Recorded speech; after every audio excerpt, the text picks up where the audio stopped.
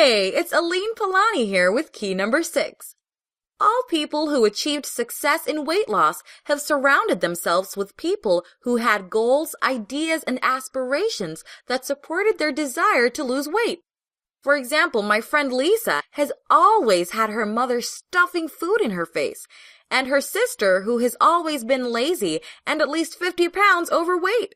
They both were very negative people and had habits that did not promote a healthy lifestyle, and each time Lisa was seeing them, she was tempted to eat bad foods or drink soda.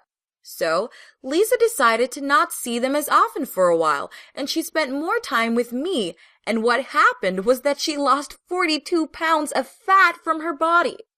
Then, because she became an example for her family, both her mom and sister lost a lot of weight, because Lisa became strong enough to be able to influence them in a good way and not the other way around. Now listen, if your family, your partner, or close friends have bad eating habits, I don't mean to stop seeing them, but simply to spend less time with them if possible, and to find some new friends who eat healthier, who exercise, who are positive. So I want you to make a list with all the people around you who are bringing down your weight loss efforts, while at the same time write down 3 to 4 people that would help your efforts if you were to hang around them, and try to stay close to them as much as you can.